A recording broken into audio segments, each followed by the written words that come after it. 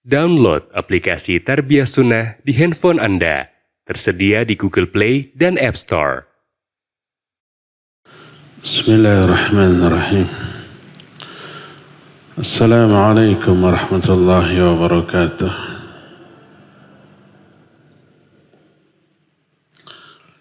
Innal hamdalillah nahmaduhu wa nasta'inuhu wa nastaghfiruh. ونعوذ بالله من شرور أنفسنا وسيئات أعمالنا من يهده الله فلا مضل له ومن يضلل فلا هادي له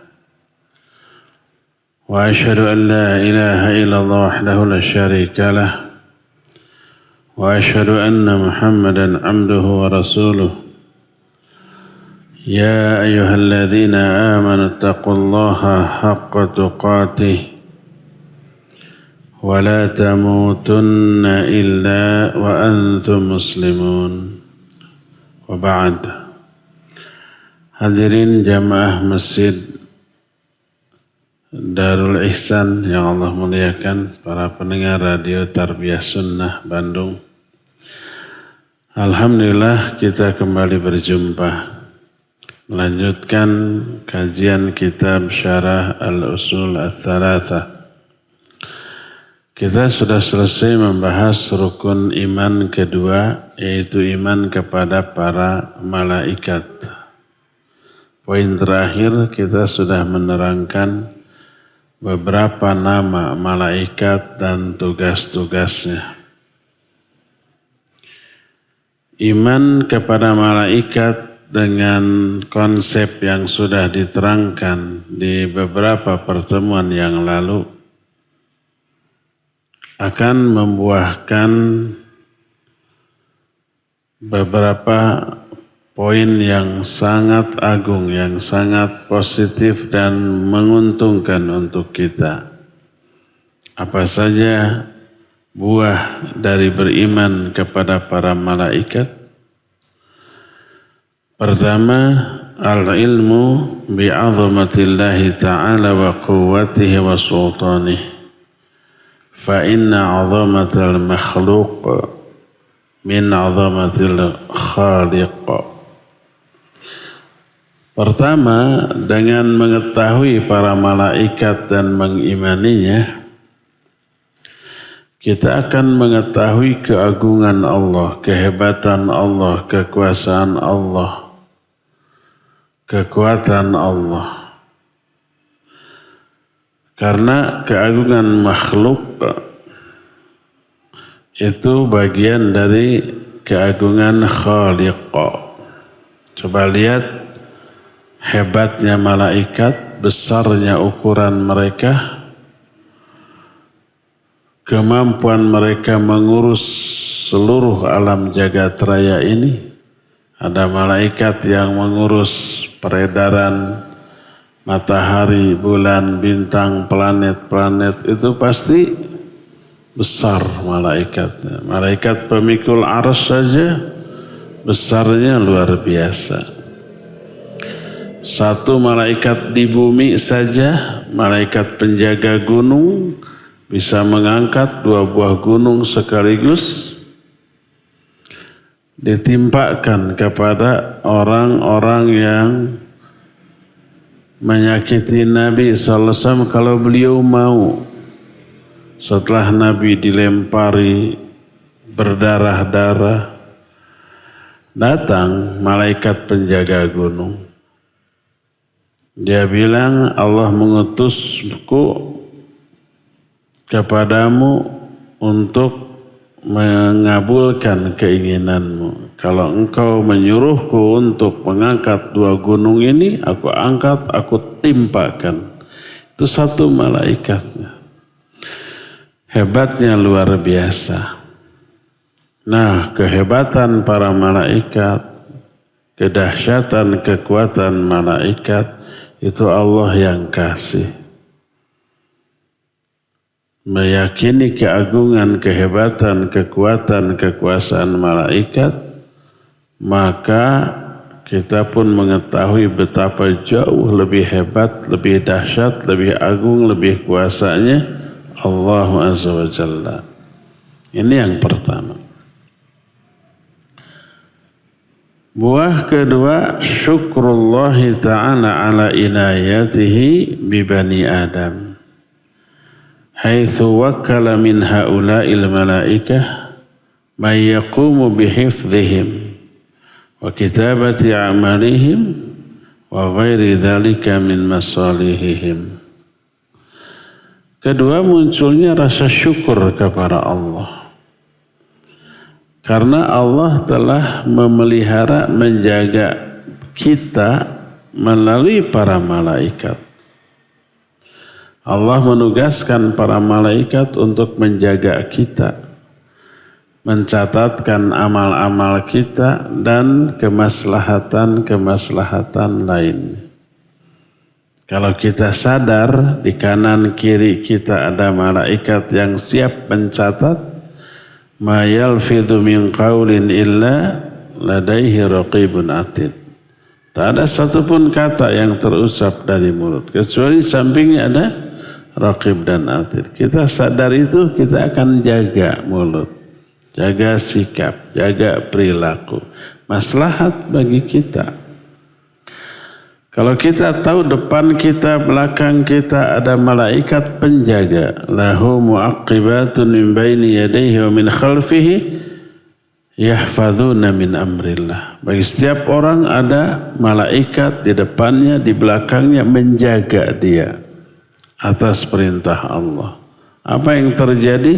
Tenang kita, tentram kita. Kita enggak akan terkena musibah, kecelakaan, apapun yang mencelakakan kita selama belum ditakdirkan oleh Allah. Karena ada malaikat yang menjaga. Tenang. Maka kita akan bersyukur kepada Allah atas hal tersebut. Ini buah yang kedua. Buah yang ketiga, mahabbatul malaikati ala ma qamu bihi min ibadatillah. Akan muncul rasa cinta kepada para malaikat atas perbuatan yang mereka lakukan berupa ibadah kepada Allah. Dan ingat, malaikat itu melakukan amalan yang banyak menguntungkan kita. Malaikat pemikul arsy sambil memikul, sambil mendoakan ampunan untuk kita, mendoakan surga, mendoakan diselamatkan dari api neraka. Ketika kita ngaji begini, malaikat turun ikut hadir bertumpuk-tumpuk. Ada malaikat korin yang membisikkan kebaikan bagi kita. Jadi semua malaikat tugasnya menguntungkan kita. Tak ada yang merugikan kita. Maka kebaikan malaikat mengakibatkan munculnya rasa cinta kita kepada para malaikat. Ada banyak orang-orang yang mengingkari keberadaan malaikat sebagai makhluk yang berjasad. Ada yang menyatakan di kalangan Mu'tazilah, malaikat adalah ibaratun an qawil khairil kaminati fil makhluqat. Malaikat itu kekuatan baik yang tersembunyi di alam ini. Mereka ini mendustakan kitab Allah dan sunnah Rasul serta ijma' kaum muslimin yang menyatakan malaikat itu makhluk yang punya jasad, punya badan, punya ruh. Cuma memang tidak tertangkap oleh indera kita. Karena kelemahan panca indera kita. Ayat dan hadis menjelaskan malaikat itu punya sosok, punya jasad, punya ruh. Kata Allah dalam surah Fatir ayat pertama, Surah Fatir kadang oleh para ulama disebut juga dengan surah malaikat. Allah menyatakan alhamdulillahi fatiris samawati wal ard ja'ilil malaikati rusulan uli ajnihatin mathna wa thulatha wa ruba'. Ayat ini bukan ayat ta'adud, walaupun ada mathna wa thulatha wa ruba'. Beda dengan An-Nisa fankihu ma taba lakum minan nisa mathna wa thulatha wa ruba'. Beda itu. Ini Fatir ayat 1 menyatakan segala puji bagi Allah yang menciptakan langit dan bumi dan telah menjadikan para malaikat sebagai para utusan yang memiliki sayap-sayap, ada yang 2-2, ada yang 3-3, ada yang 4-4. Jadi sayap malaikat jumlahnya beda-beda. Dan malaikat Jibril sayapnya berapa? 600. Ayat ini menunjukkan malaikat itu makhluk yang bersosok, punya sayap. Dan ada efek ke orang, kalau malaikat berbuat, efeknya terasa ke orang. Seperti Al-Anfal ayat 50, ketika orang kafir mau dicabut nyawanya. Tanpa kita sadari, tanpa kita ketahui, sambil mencabut nyawa, wajah, punggung, bokong orang-orang kafir itu dipukuli oleh para malaikat. Allah menyatakan, walau tara idh yatawaffal ladzina kafarul malaikatu yadribuna wujuhahum wa adbarahum wa dhuqu adzabal hariq. Seandainya engkau melihat, sayang engkau tidak melihat. Ketika orang-orang kafir itu diwafatkan oleh para malaikat. Para malaikat memukuli wajah-wajah mereka dan bokong-bokong mereka sambil membentak, rasakan oleh kalian azab yang membakar. Sakit nggak? Bingit sakitnya. Tapi yang merasakan hanyalah orang yang mengalaminya, orang kafir ketika mati. Lihat lagi Al-An'am 93. Walau tara idhidh zalimuna fi ghamaratil maut wal malaikatu basitu aydihim akhriju anfusakum. Seandainya engkau melihat ketika orang-orang zalim itu berada di ambang kematian.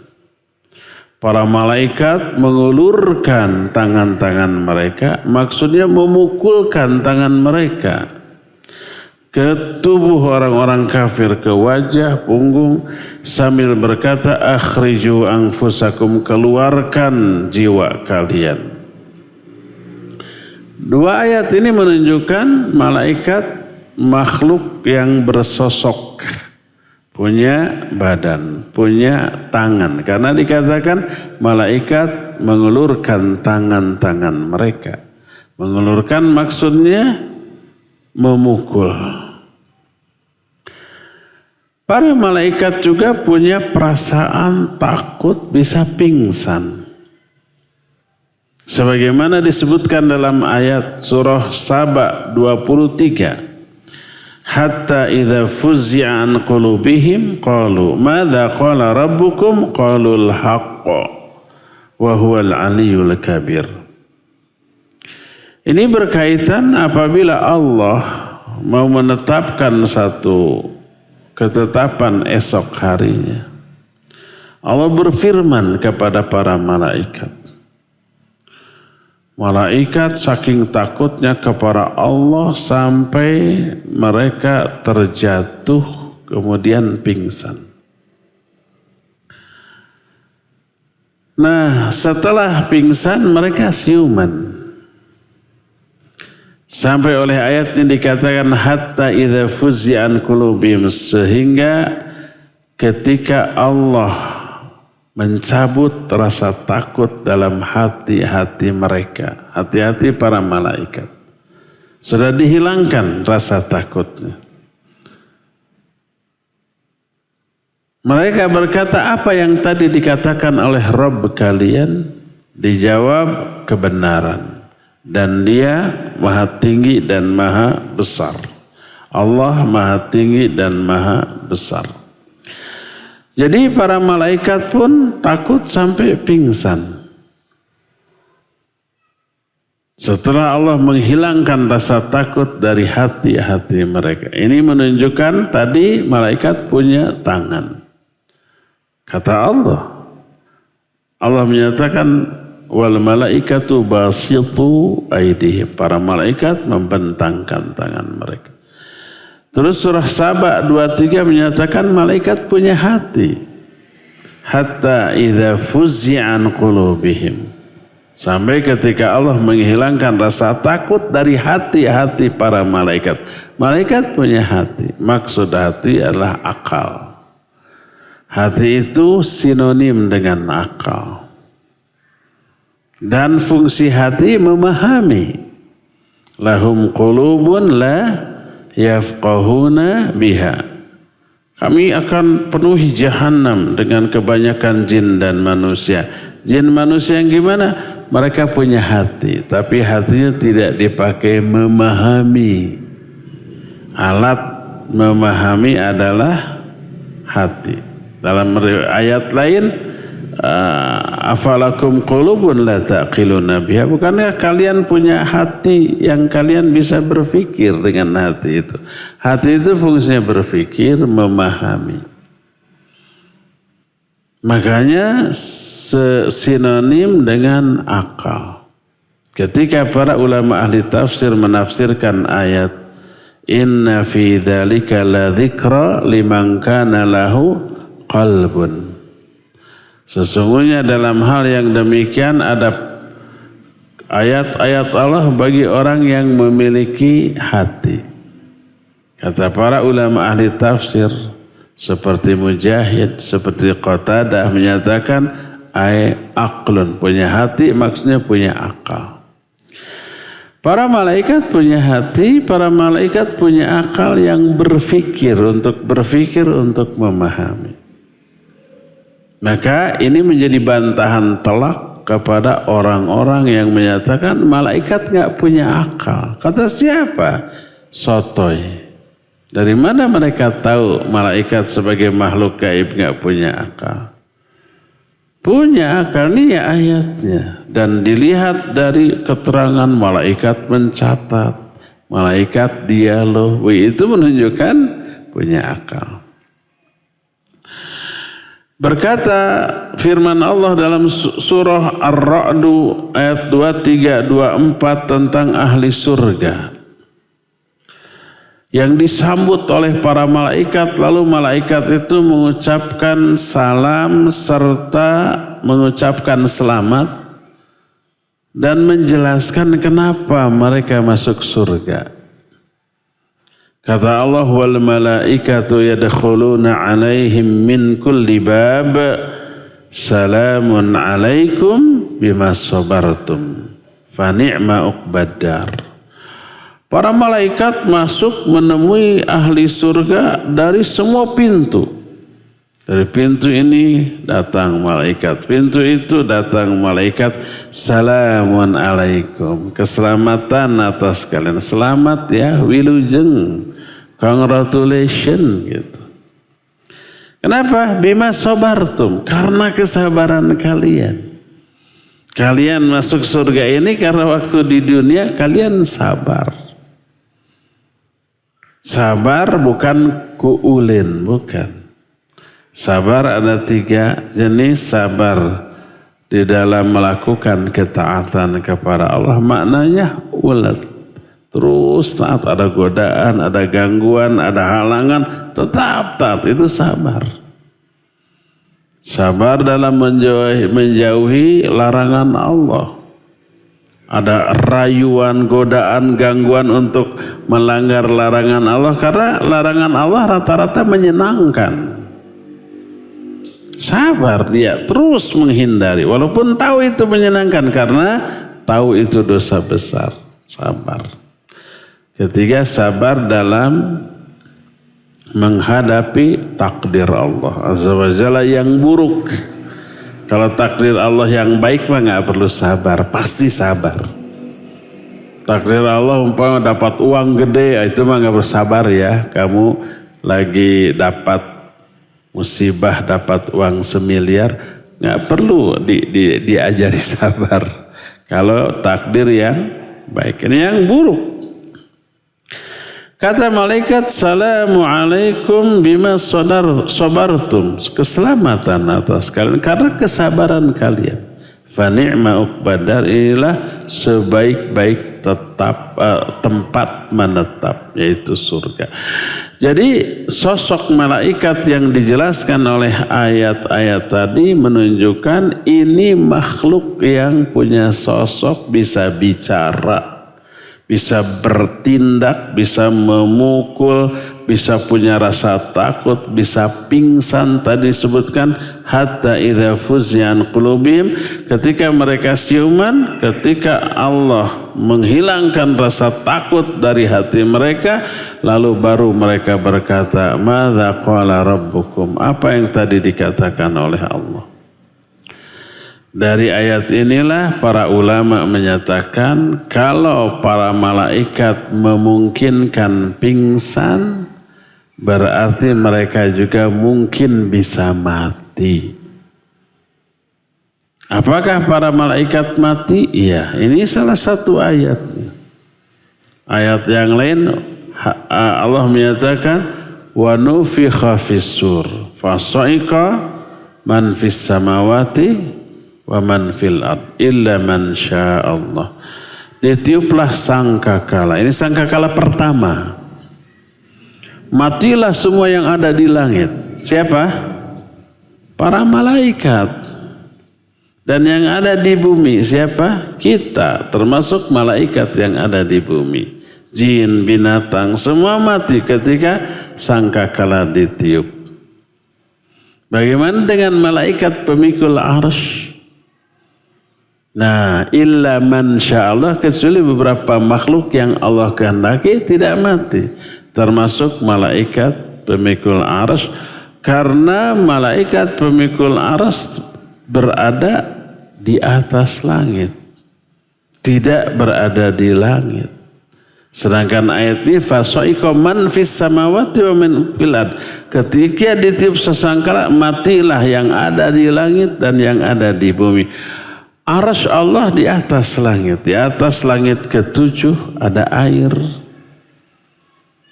Kedalaman air itu sejarak langit dan bumi.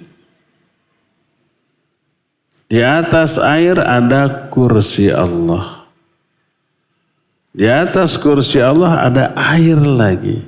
Di atas air itu ada arsy Allah.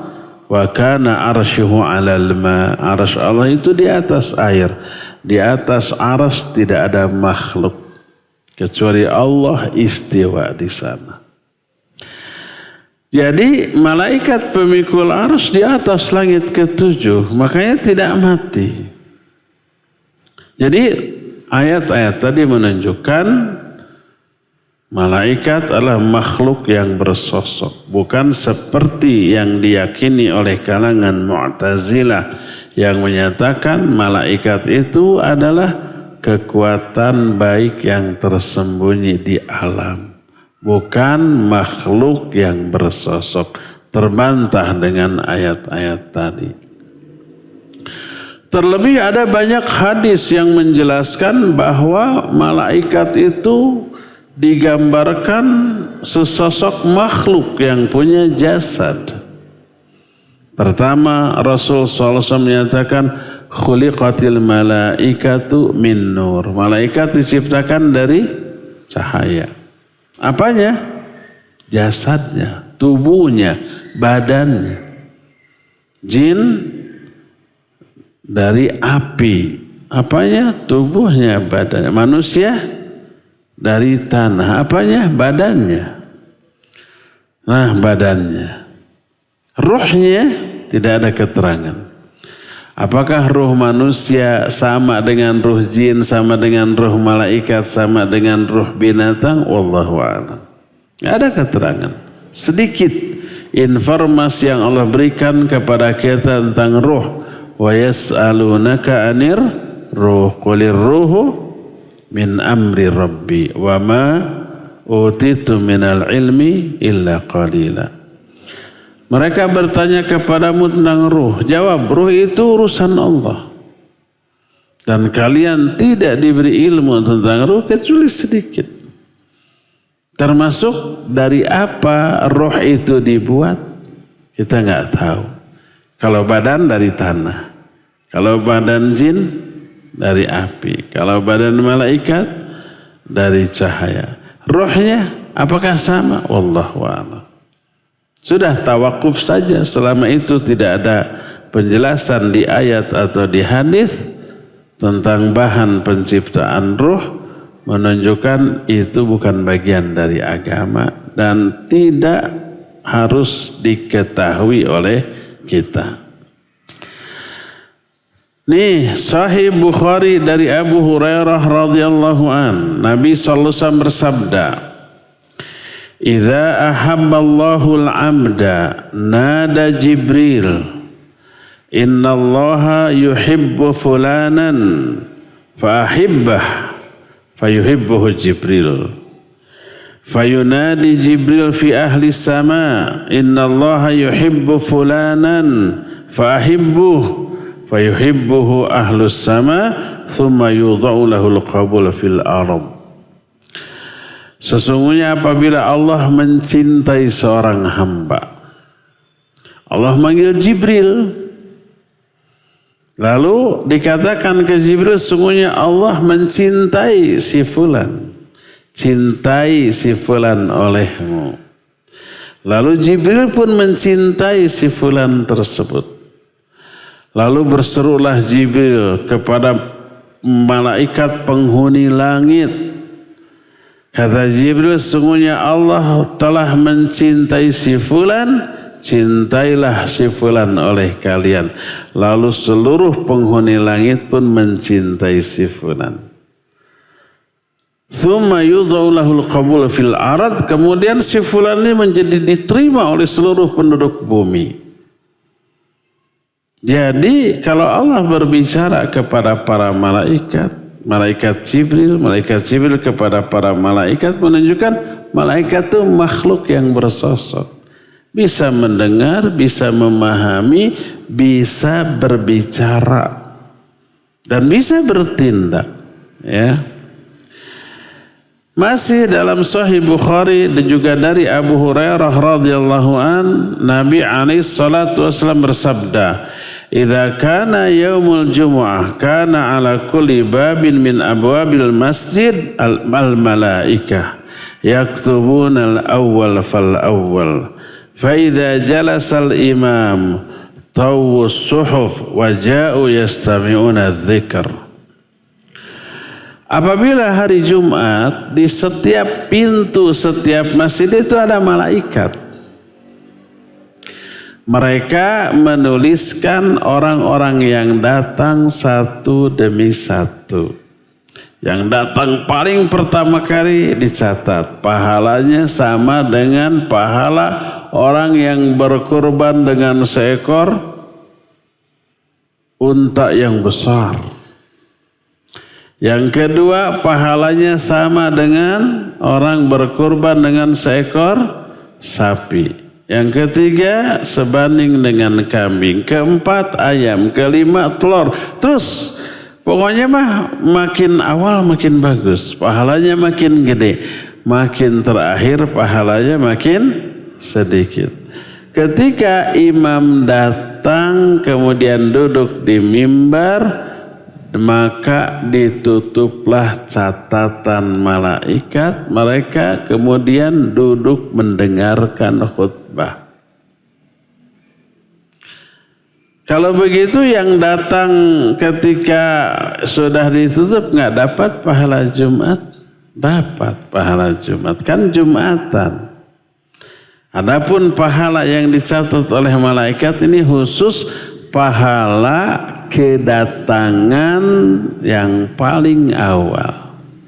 Yang paling awal datang gede pahalanya. Kedua lebih sedikit, terus gitu. Pas sudah datang imam ditutup. Menunjukkan orang yang datang belakangan setelah ditutupnya catatan setelah imam naik mimbar, maka mereka tidak lagi dapat pahala dari segi awal kedatangan. Tapi mereka dapat pahala sholat Jumat, mendengarkan khutbah Jumat. Kalau betul mendengarkan. Tapi kalau kerek, nyegrek, nasrif kata orang pesantren, dahdaro yudahdiru dahdiran. Wallahu alam, pahalanya hilang ya. Itu ayat hadis. Ditambah hadis-hadis yang lain. Hadis sahih riwayat Imam Muslim menyatakan, Inna ar-rajula zara akhan lahu fil qaryatil ukhra fa arsadallahu ilaihil malak.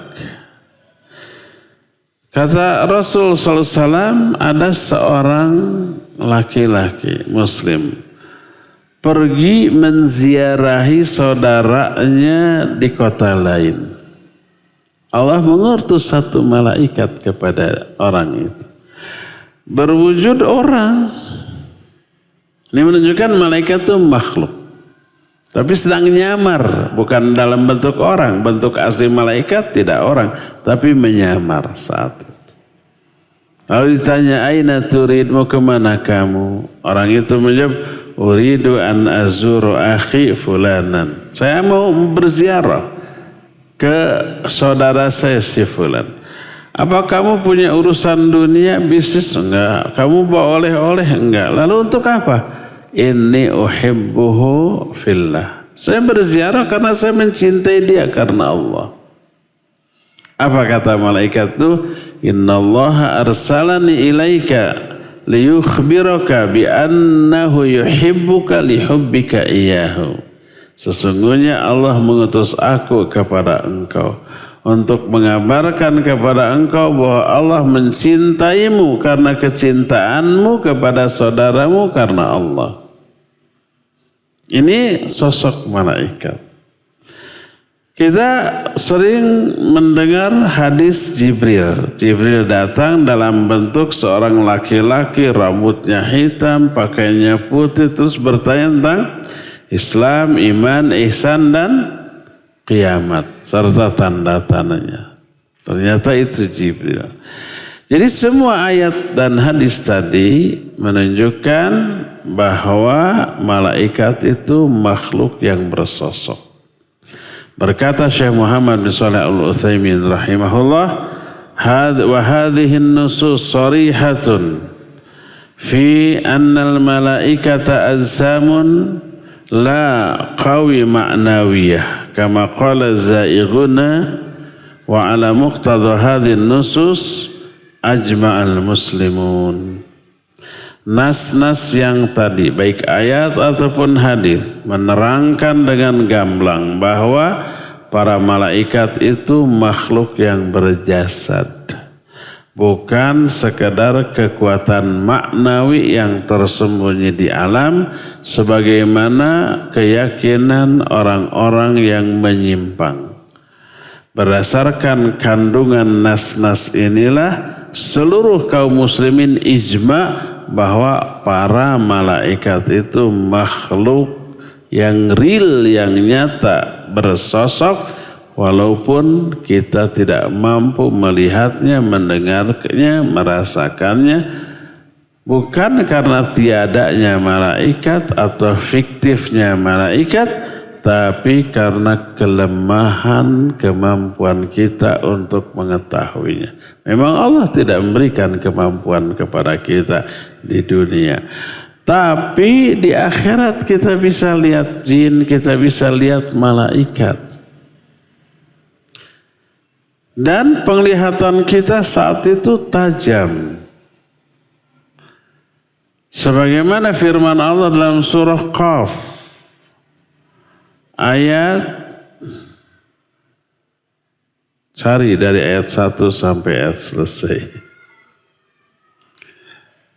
Dzalika ma kunta minhu ta'adha. Ayat wa basarukal yauma hadid. Pada hari kiamat pandanganmu saat itu sangat tajam.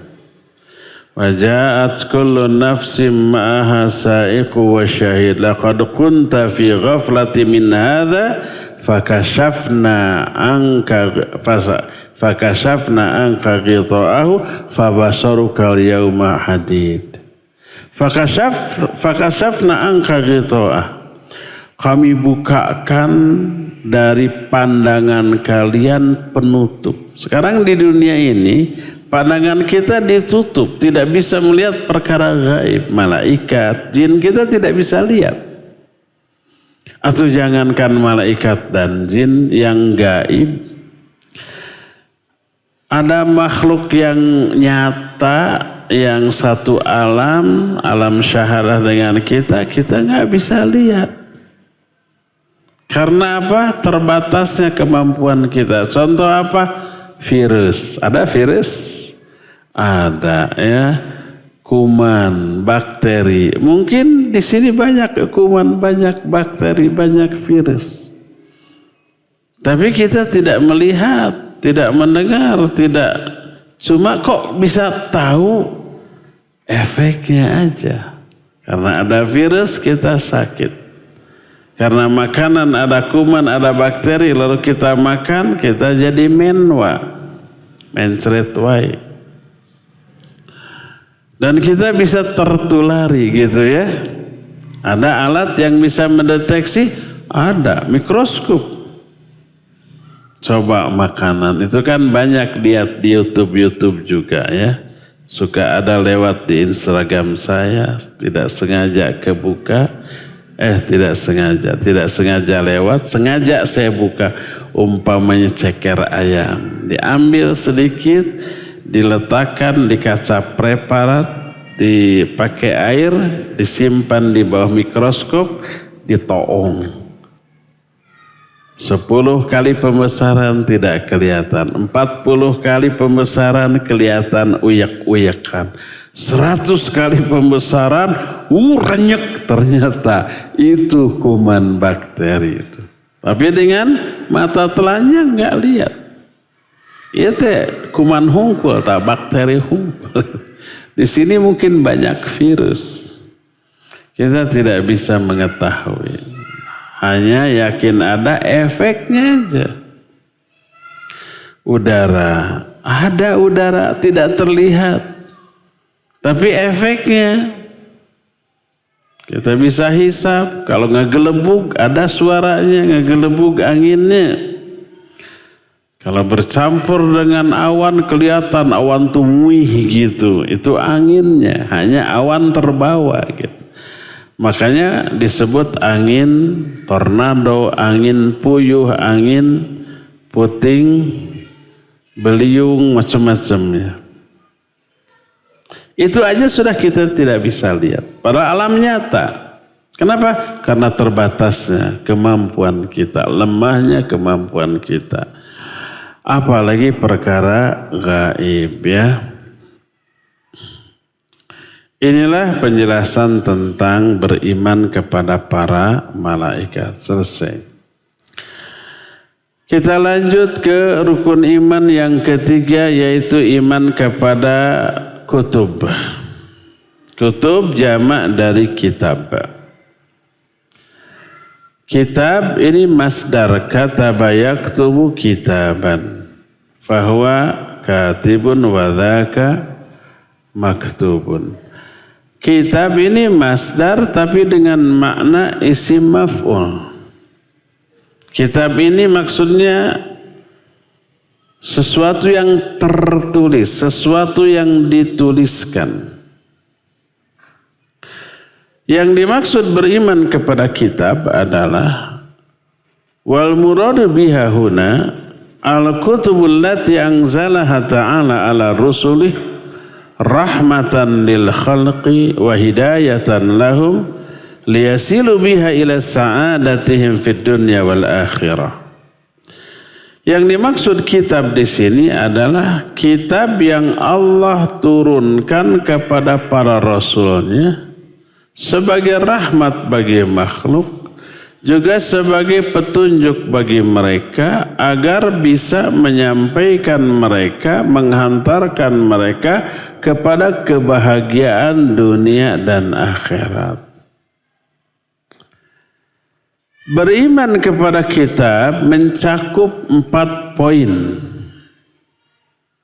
Pertama, al-iman bi anna nuzulaha min indillahi haqqan. Pertama, beriman bahwa kitab-kitab ini semuanya turun dari Allah dengan sebenar-benarnya.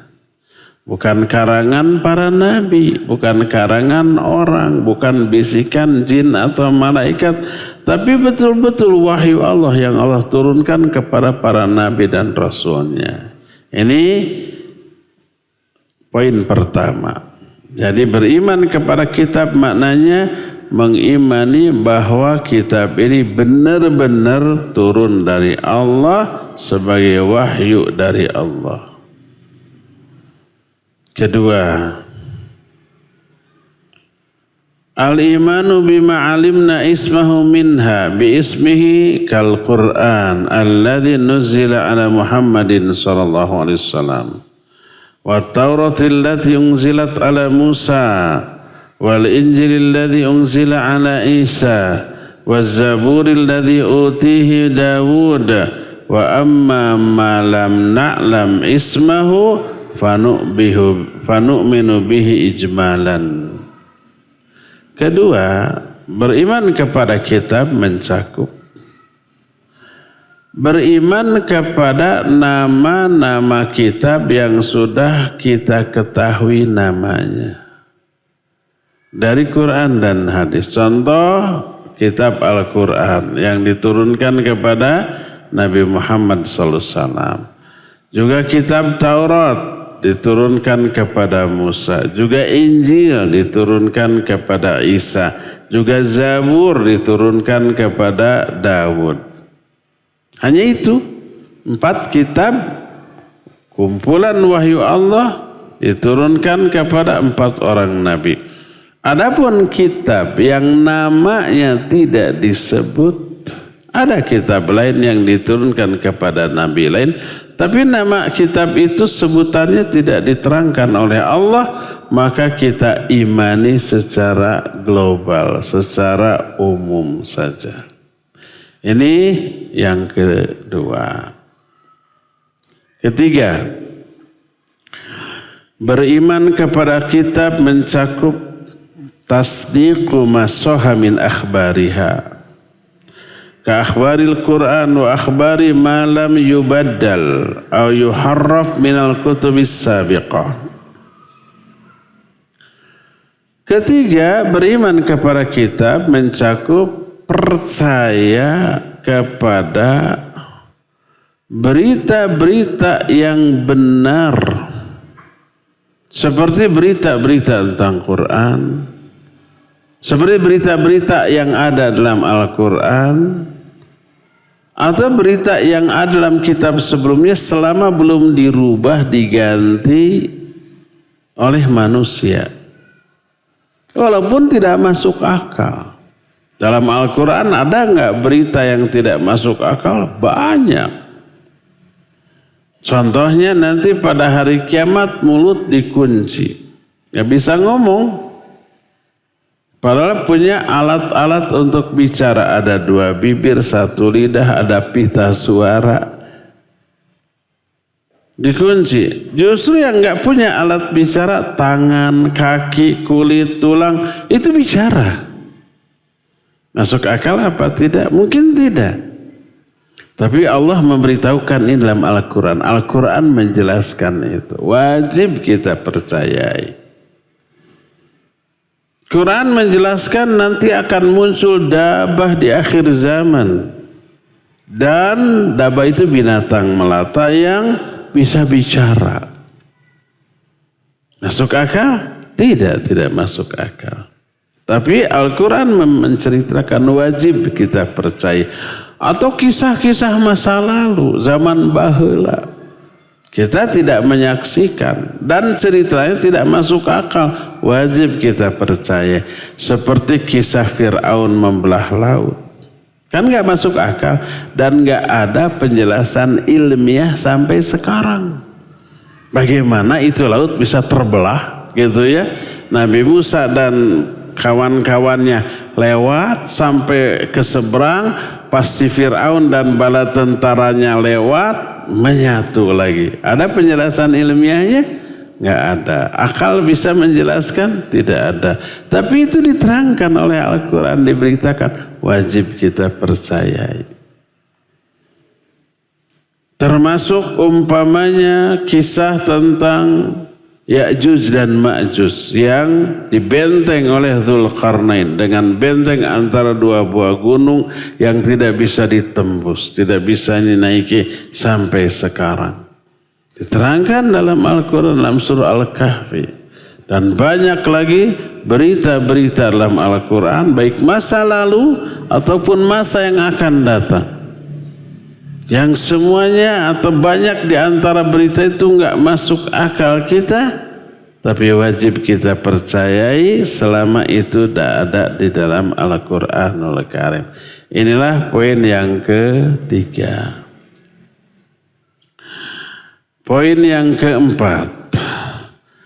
Al-amalu bi ahkami ma lam yunsakh minha waridha wa taslim bihi sawa'un fahimna hikmatahu am lam nafhamha wa jami'ul kutubis sabiqah mansukhatun bil Qur'anil azim. Keempat, mengamalkan hukum-hukum yang ada dalam kitab-kitab tersebut selama hukum itu belum dimansuh. Dimansuh itu dihapus. Dan ridho serta taslim. Ridho dan pasrah, menerima. Apa makna ridho? Ridho itu sururul qalbi bimuril qadha. Senangnya hati sekalipun ketetapan yang dialami pahit. Senang dengan semua ketetapan hukum yang ada dalam kitab-kitab samawi. Terutama Al-Quranul Karim. Baik yang kita ketahui hikmahnya ataupun yang tidak. Kenapa umpamanya sholat harus 5 kali? Harus 17 rakaat. Gerakannya ruku, sujud dan seterusnya. Atau kenapa waris itu beda bagian-bagiannya. Sama-sama anak bapak, anak mama. Tapi kok laki-laki dapat 2 bagian dari perempuan? Kenapa bagian ibu beda dengan bagian anak? Ibu dapat 1/8, lebih kecil dibanding anak. 7/8 anaknya, itu pun kalau tidak punya ayah dan ibu si mayit gitu ya. Istri 1/8. Gak punya ayah, gak punya ibu, ini si mayit hanya punya anak laki-laki perempuan, sudah. Hanya itu, kakaknya, adiknya gak dapat. Hanya itu, cucu juga gak dapat, hanya itu. Kita kadang memahami hikmahnya, kadang tidak. Maka walaupun kita tidak bisa memahami hikmahnya, wajib ridho, senang, dan wajib pasrah. Ahwat jangan protes. Kenapa? Padahal saya paling disayang oleh mamah dan papa. Kenapa saya bagiannya setengah kali dibanding bagian laki-laki? Apa hikmahnya? Mau tahu mau tidak hikmahnya? Wajib ridho, wajib taslim. Nah, yang tadi ayat fankihu ma taba lakum minan nisa'i mathna wa thulatha wa ruba'. Laki-laki kau boleh nikah 3, 4, 2, 3, 4. Wanita nggak boleh poliandri. Hikmahnya pasti kita tahu. Walaupun kita tidak paham hikmahnya, tapi wajib kita ridho, wajib kita pasrah ya. Selama hukumnya belum dimansuh. Dan seluruh kitab-kitab terdahulu, Taurat, Zabur, dan Injil, isinya sudah dimansuh oleh Al-Quran. Semua hukum yang masih berlaku dikuatkan oleh Al-Quran, dan yang sudah tidak berlaku maka dihapus. Sehingga berbeda syariat di zaman Nabi baheula dengan zaman Nabi Muhammad SAW.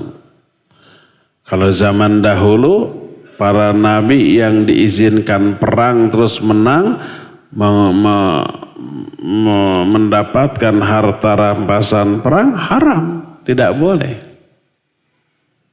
Harta rampasan perang dikumpulkan di tempat terbuka gitu. Setelah beres, Nabi itu berdoa, lalu Allah menurunkan api dari langit membakar semua harta rampasan perang tersebut. Ini nggak masuk akal. Ini yang diterangkan oleh hadis-hadis yang sahih. Adapun di zaman Nabi SAW halal. Harta rampasan perang tersebut dibagi-bagi. Jadi banyak hukum yang dahulu dihapus, sekarang tidak diperlukan lagi. Dimansuh oleh Al-Quran. Allah berfirman dalam surah Al-Ma'idah ayat 48, wa anzalna ilaikal kitaba bil haqqi musaddiqan lima baina yadayhi minal kitab wa muhaiminan alaihi.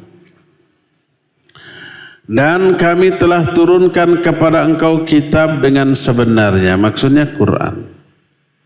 Quran ini membenarkan kitab-kitab sebelumnya. Taurat, Zabur, dan Injil dibenarkan.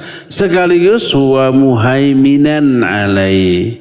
Makna muhaiminan hakiman alai. Sebagai hakim terhadap kitab-kitab sebelumnya. Yang baiknya masih dipertahankan. Yang sudah tidak sesuainya dibuang, dihapus, diganti dengan sesuatu yang baru. Ya, inilah 4 kandungan beriman kepada kitab.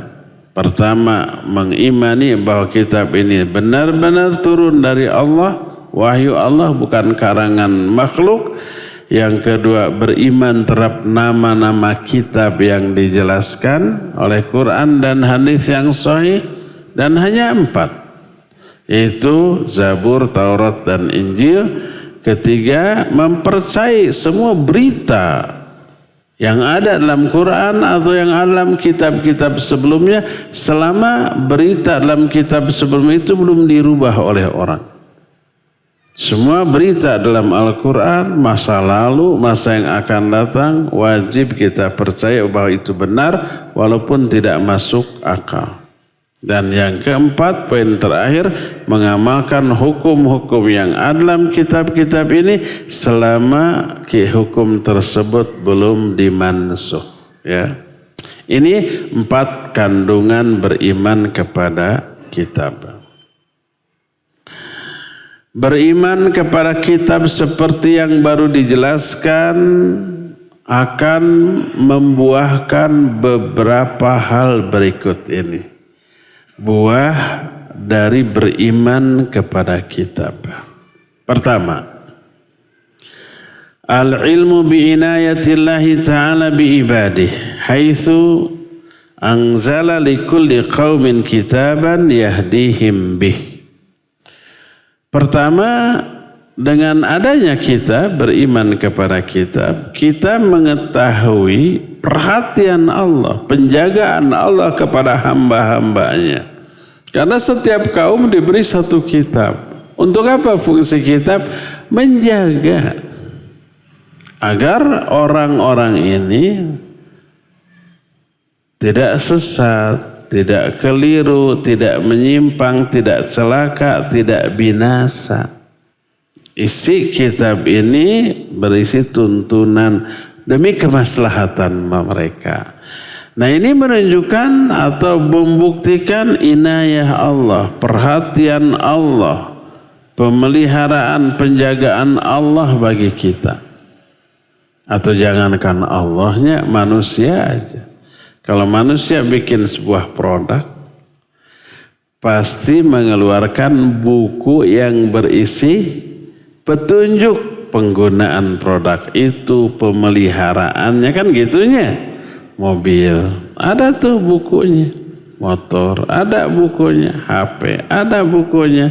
TV, ada bukunya. Itu orang untuk urusan dunia.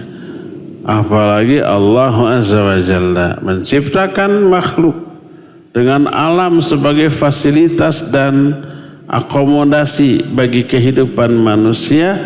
Allah kirim juga buku petunjuk demi kemaslahatan hidup mereka. Nah, buku petunjuknya ini adalah kitab. Bagi kita Al-Quranul Karim. Ini Quran ini wujud perhatian Allah, pemeliharaan Allah, penjagaan Allah bagi kita, dan kasih sayang Allah kepada kita. Jadi kitab ini bukan membelenggu, ini jangan, itu ulah, harus begini. Bukan membelenggu, tapi menjaga. Coba rambu-rambu lalu lintas. Ada letter P, letter S, jangan belok kiri, jangan belok kanan. Itu membelenggu pengemudi. Bukan, itu menjaga biar nggak celaka, biar nggak tabrakan gitu kan. Itu pun ketika dilanggar terjadi kecelakaan. Batas kecepatan maksimal di tol 120 km per jam. Ngebut melebihi itu. Ternyata di sana ada kendala apa gitu. Melewati itu tak terkendali, tabrakan. Kurangi kecepatan. Oh, berarti ada sesuatu, mungkin mudun gitunya, mungkin belokan. Kalau mudun atau belokan masih cepat tinggi, wah ngejuralit. Okay.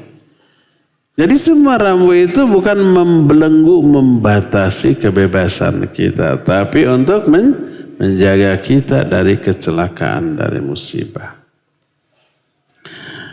Hikmah kedua atau buah kedua. Al-ilmu bihikmatillahi ta'ala fi syar'ihi haitsu syar'a likulli qaumin ma yunasibu ahwalahum. Kama qala Allah Ta'ala likullin ja'alna minkum syir'atan wa minhaja. Buah kedua, beriman kepada kitab membuahkan kita mengetahui hikmah Allah di dalam syariat-syariatnya. Berupa Allah menetapkan syariat bagi setiap kaum yang sesuai dengan keadaan mereka. Makanya aturan zaman baheula dengan zaman sekarang berbeda karena situasi dan kondisi yang berbeda. Keadaan di zaman Nabi Musa berbeda dengan keadaan di zaman Nabi setelahnya. Nabi Sulaiman umpamanya, Nabi Yusuf, Nabi Isa, termasuk Nabi Muhammad SAW. Keadaan beda. Keadaan apa ya? Semuanya. Keadaan kehidupan manusia, geografis, alam, segala macam, karakter itu beda. Maka syariatnya berbeda-beda. Tidak kekeh. Atau budaya kita juga berbeda, kadang-kadang bertolak belakangnya. Kalau budaya di kita umpamanya dipegang kepala, dipegang gado, itu penghinaan, belegung. Pantang kita ini dipegang kepala apalagi dagunya apalagi si jenggotnya di jenggotan itu penghinaan, ya enggak? Makanya dalam bahasa Sunda kalau dihina disebut asa dicoo gado. Karena nyoo gado itu penghinaan. Tapi kalau di daerah Arab, di negara-negara Arab ini penghormatan. Di Eropa coba kalau umpamanya kita lihat orang main bola. Kalau sudah bersalah si kepalanya diusap-usap. Mun orang maka singgung. Geus najong ka orang hayo nyabak sirah kan gitunya 2 kali. Di sana mah itu penghormatan, permintaan maaf. Ya, ketika orang marah langsung aja jenggut janggutnya, syukron, langsung tersenyum dia. Karena merasa di apa? Dihormat. Kalau di kita merasa dihina. Karena beda keadaan, beda latar belakang, akhirnya melahirkan budaya yang berbeda. Apalagi syariat, ya, berbeda keadaan, berbeda peradaban, berbeda zaman, berbeda tempat, berbeda juga syariatnya. Inilah rukun iman yang ketiga, yaitu iman kepada kitab-kitab, ya. Ya, sementara 2 poin saja dulu, iman kepada para malaikat dan iman kepada kitab-kitab. Iman kepada para rasul nanti kita akan jelaskan di pertemuan yang akan datang. Kita masih punya sisa waktu untuk bertanya jawab. Wa sallallahu ala nabiyina Muhammadin wa ala alihi wasallam. Bagi bapak-bapak yang mau ngacung langsung boleh, yang pakai tulisan juga boleh.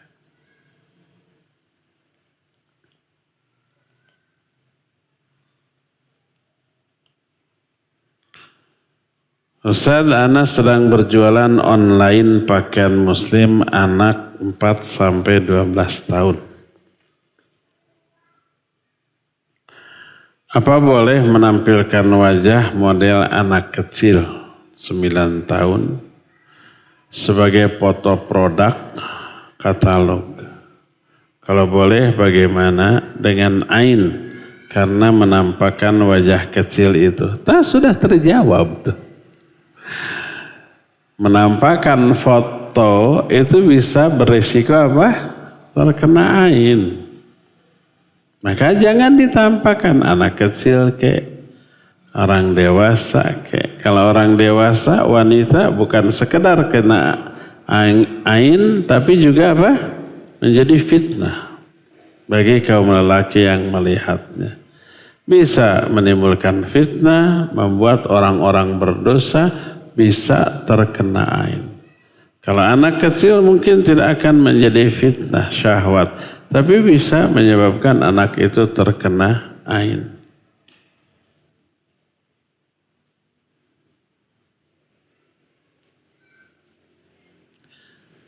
Tolong ini sebut dalam hati.